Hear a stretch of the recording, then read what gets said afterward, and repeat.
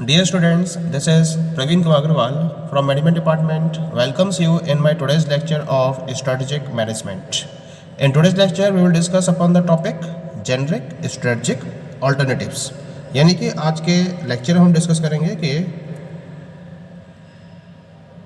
कौन कौन सी general strategies organisations के द्वारा फॉलो की जा सकती हैं। तो हम उन पर्टिकुलर जनरल स्ट्रेटजीज को आज के लेक्चर में कवर अप करेंगे। According to William F. Gluck and Lawrence R. George, there are four generic ways in which strategic alternatives can be considered. और ये चार strategic alternatives कौन कौन से हैं? Stability, expansion, retrenchment and combination.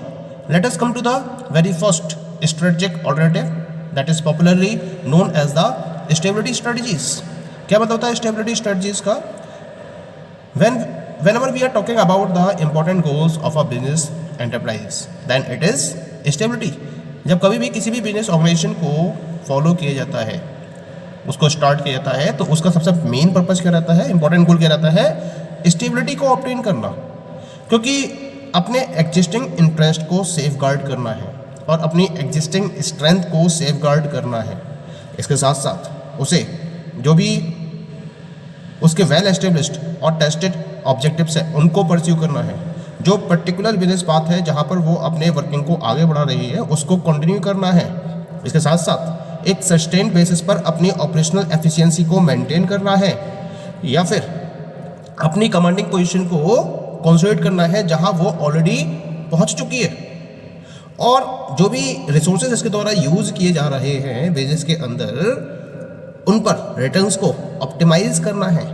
तो इन सब के लिए क्या करना पड़ेगा, ऑर्गेनाइजेशन को स्टेबिलिटी की पोजीशन को अचीव करना ही होगा। जब तक वो स्टेबिलिटी की पोजीशन को अचीव नहीं कर लेती है तब तक ये जो सारे पर्पस मैंने सब आपसे डिस्कस किए हैं ये उसके फुलफिल नहीं हो सकते। Stability strategy is pursued by a firm when, कब फॉलो की जाती है स्टेबिलिटी स्ट्रेटजी किसी भी फर्म के द्वारा? इसके लिए मैंने कुछ पर्टिकुलर पॉइंट्स यहाँ पर डिस्कस किए हैं। When it continues to serve in the same और similar markets and deals in the same products and services. जब कोई ऑर्गेनाइजेशन एक ही पर्टिकुलर मार्केट में या सिमिलर मार्केट्स में सर्व करना शुरू कर देती है या सर्व करती रहती है और जो उसके पास प्रोडक्ट्स है वो भी सेम है, उनमें कोई चेंज नहीं हो रहा है और सेम प्रोडक्ट्स और सर्विसेज के साथ में डील कर रही होती है, तब वो स्टेबिलिटी स्ट्रेटजी को फोकस करती है। Second one is the strategic decisions focus on incremental improvement of functional performance। जो strategic decisions ऑर्गेनाइजेशन की तरफ से लिए जा रहे हैं जब उनका फोकस कहाँ होता है, फंक्शनल परफॉर्मेंस की इंक्रीमेंटल इंप्रूवमेंट पर। तो जब फंक्शनल परफॉर्मेंस की इंक्रीमेंटल इंप्रूवमेंट पर फोकस होता है तो उस केस में भी स्टेबिलिटी स्ट्रेटजी को परस्यू किया जाता है by any of the firm. Also stability strategy are implemented by approaches wherein few functional changes are made in the products or markets।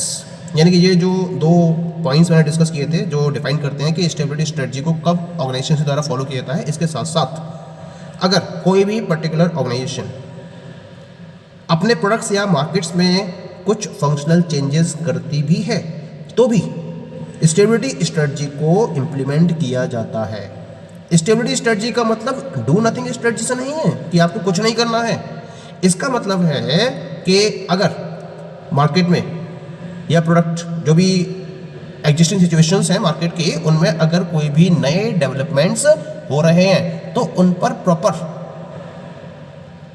Trekking करना, उसका एक ट्रैक रिकॉर्ड मेंटेन करना और ये एंश्योर करना कि जो एग्जिस्टिंग स्ट्रेटजी है वो उससे किसी भी तरीके से अफेक्टेड ना होने पाए।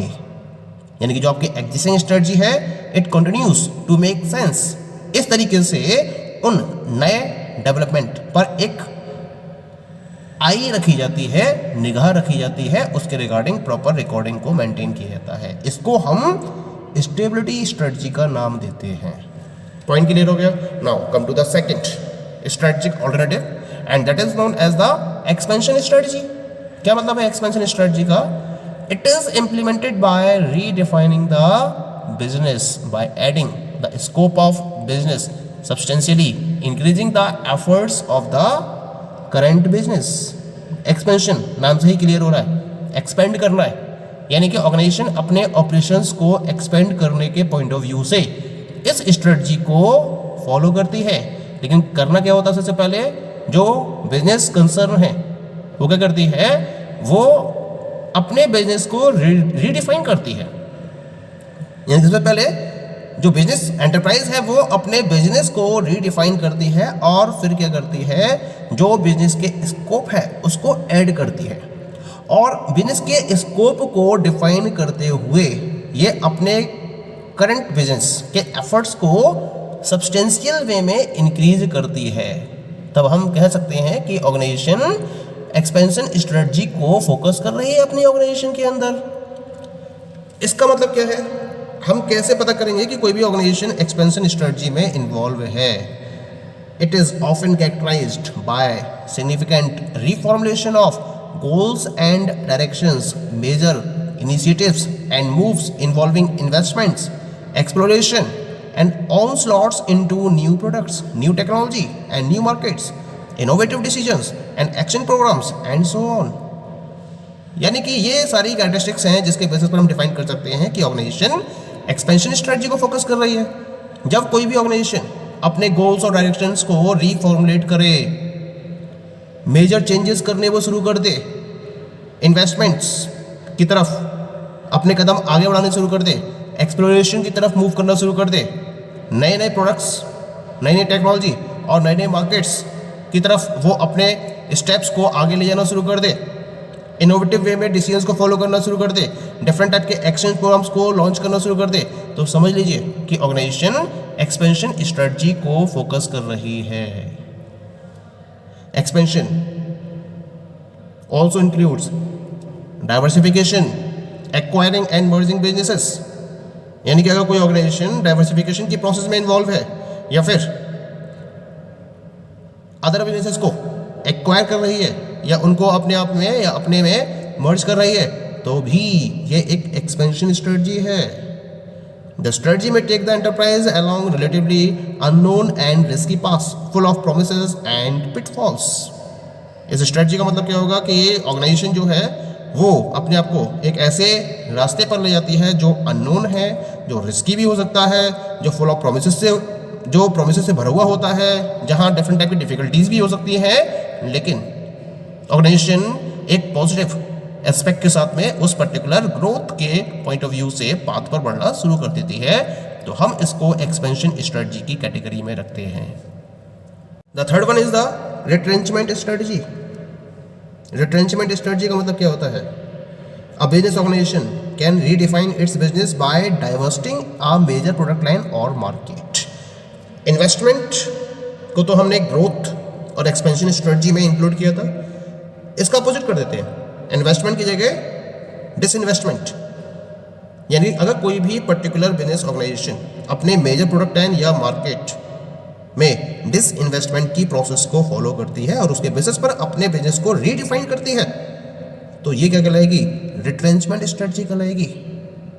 एक्चुअली है क्या कि जब एनवायरनमेंट के अंदर एडवर्स सिचुएशंस अवेलेबल होती हैं जिसको प्रॉपरली ऑर्गेनाइजेशन फेस नहीं कर पाती है, तो उसके बैड इम्पैक्ट से बचने के लिए क्या करती है ऑर्गेनाइजेशन? अपने बिजनेसेस को डिसइन्वेस्टमेंट करना शुरू कर देती है या डाइवेस्टिंग करना शुरू कर देती है मेजर प्रोडक्ट लाइन या मार्केट को, जिसे हम रिट्रेंचमेंट स्ट्रेटजी का नाम देते हैं।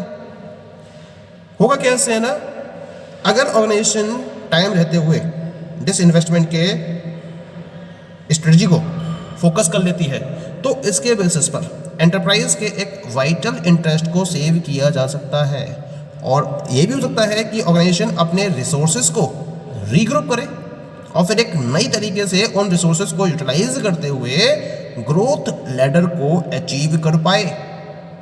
तो अगर ग्रोथ के पाथ पर आगे बढ़ना है और बीच में आपके पास एडवर्स सिचुएशंस आ गई, तो कभी कभी आपको रिट्रेंचमेंट स्ट्रेटजी को भी फोकस करना होता है, जहां आप जो मेजर प्रोडक्ट लाइन्स हैं या मार्केट्स हैं उनमें डिसइन्वेस्टमेंट की प्रोसेस को फॉलो करते हो और फिर इस तरीके से उसको फॉलो करते हो जिससे कि एंटरप्राइज के वाइटल इंटरेस्ट को बचा सको, रिसोर्सेज को रीग्रुप कर सको, उन्हें फ्रेश वे में असॉल्ट कर सको और फिर एक ग्रोथ लैडर को भी आप लॉन्च कर सको।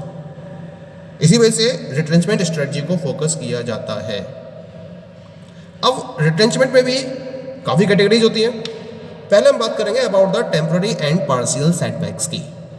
अगर कोई ऑर्गेनाइजेशन टेम्पररी या पार्शियल रिट्रेंचमेंट स्ट्रेटजी को फोकस करती है तो उसमें क्या क्या एक्शंस इसकी तरफ से फॉलो किए जाते हैं। तो यहाँ ऑर्गेनाइजेशन क्या करेगी, organisation can cut back on its capital and revenue expenditure. सबसे पहले ऑर्गेनाइजेशन अपने कैपिटल और रेवेन्यू एक्सपेंडिचर को कट करेगी। जो उसके नए एडमिनिस्ट्रेटिव ब्लॉक्स होंगे या फिर जो उसकी रिप्लेसमेंट होगी of worn out machineries, advertising, research and development activities, employ welfare subsidies, community development projects, executive works, इन सब में क्या करेगी, इन सब में कटौती करना शुरू कर देगी। इन सारे एक्सपेंडिचर्स में कटिंग करना शुरू कर देगी जिससे कि वो अपनी कॉस्टिंग को प्रॉपरली कम कर सके और एडवर्स सिचुएशन को प्रॉपरली फेस कर सके। हालांकि ये जो काम किया जाएगा, ये जो कॉस्ट कट की जाएगी, ये टेम्पररी बेसिस पर की जाएगी। और जब एक ऑर्गेनाइजेशन एडवर्स सिचुएशन को कंट्रोल कर देती है तो उसके बाद इन कॉस्टिंग में या इन पर्टिकुलर सिचुएशंस में अगेन एक्सपेंडिचर्स को फॉलो किया जाना शुरू कर दिया जाता है। लेकिन अगर मान लीजिए कि इससे ज़्यादा सीरियस सिचुएशन आ जाती है या इससे ज़्यादा टिपिकल टाइम आ जाता है ऑर्गेनाइजेशन का, तो ऑर्गेनाइजेशन क्या करेगी, उसके बाद उस केस में ऑर्गेनाइजेशन अपने inventory levels, manufacturing levels, man power, plant maintenance, dividend to share holders, इन सारे एरियाज में खर्चों को पोस्टपोन कर देगी। इसके आगे की बात करते हैं। अगर इससे ज़्यादा खतरनाक स्थिति आ जाती है, मान लीजिए अगर इससे ज़्यादा वर्स्ट सिचुएशन आ जाती है, तब एंटरप्राइज क्या करेगी, तब एंटरप्राइज विड्रॉ कर सकती है कुछ मार्जिनल मार्केट्स में से, विड्रॉ कर सकती है कुछ पर्टिकुलर ब्रांड्स में से या प्रोडक्ट्स या फिर प्रोडक्ट साइजेस में से, विड्रॉ कर सकती है फ्रॉम स्लो मूविंग प्रोडक्ट्स में से, या फिर हो सकता है कि वो कुछ अपने ब्रांच ऑफिसेस को वाइंड अप कर दे। तो इस तरीके से इन सारे ऑपरेशंस को परफॉर्म करते हुए ऑर्गेनाइजेशन क्या कर सकती है, इस एडवर्स सिचुएशन को फाइट करने के लिए अपने खर्चों में कटौती कर सकती है। ये भी रिट्रेंचमेंट स्ट्रेटजी ही कहलाएगी। जब हम बात करते हैं फोर्थ स्टेज की रिट्रेंचमेंट स्ट्रेटजी की, तो उस केस में एंटरप्राइज क्या करेगी, the enterprise may resort to sell off some of the manufacturing facilities and individual product divisions. तो यहाँ कुछ अपनी मैन्युफैक्चरिंग फैसिलिटीज को भी सेल कर सकती है, जो उसके इंडिविजुअल प्रोडक्ट डिवीजन है उनको भी सेल कर सकती है। इसके साथ साथ ये कुछ पर्टिकुलर प्रोडक्शन में से रिटायरमेंट भी ले सकती है। मान लीजिए फर्म के डिफरेंट बिजनेसेस रन कर रहे हैं, तो हो सकता है कि कुछ पर्टिकुलर बिजनेसेस को वो कंप्लीटली क्लोज भी कर दे। इसके साथ साथ ये भी पॉसिबल है कि वो अपने आप को टेक ओवर के लिए मार्केट में ऑफर कर दे। अगर उसे नुकसान बहुत ज़्यादा हो रहा है उस एडवर्स सिचुएशन की वजह से, तो हो सकता है कि वो अपने आप को दूसरी ऑर्गेनाइजेशंस के सामने टेक ओवर के लिए प्रेजेंट कर दे, जो उसे टेक ओवर करने में कैपेबल हो। और लास्ट ऑप्शन क्या है, लास्ट ऑप्शन है लिक्विडेशन, यानी कि वो अपनी सारी की सारी एसेट्स को सेल कर दे, रिलीज कर दे उन्हें, और इसे हम बोलते हैं corporate death. Okay, so this is known as the retrenchment strategy. Clear? Now come to the last one, and this is known as the combination strategies. Combination का मतलब क्या होगा, हमने जितनी भी स्ट्रेटजीज को डिस्कस किया है ये म्यूचुअली एक्सक्लूसिव नहीं है। तो इसी वजह से ये पॉसिबल है कि कोई भी पर्टिकुलर एक लार्ज ऑर्गेनाइजेशन इन स्ट्रेटजीज के मिक्स को अडॉप्ट कर सकती है। कुछ पर्टिकुलर सिचुएशंस ऐसी हो सकती हैं जहां एक पर्टिकुलर कॉर्पोरेट या कॉर्पोरेशन के द्वारा इन जो अबव 3 स्ट्रेटजीज मैंने आपसे डिस्कस करी हैं इनके मिक्स को भी वो अडॉप्ट कर सकती है। मान लीजिए कि एक ऑर्गेनाइजेशन है जो 3 पर्टिकुलर एरियाज में वर्कआउट कर रही है। एक एरिया में तो वो स्टेबिलिटी स्ट्रेटजी को फॉलो कर रही है, सेकेंड एक्टिविटी में या सेकेंड एरिया में वो एक्सपेंशन स्ट्रेटजी को फोकस कर रही है, और लास्ट एक्टिविटी में वो रिटेंचमेंट स्ट्रेटजी को फोकस कर रही है। ओके, तो ये किसका एग्जाम्पल हो गया, this is the example of the combination strategy. Clear? So in this way these are the 4 alternative strategies available to any of the organization. Thank you.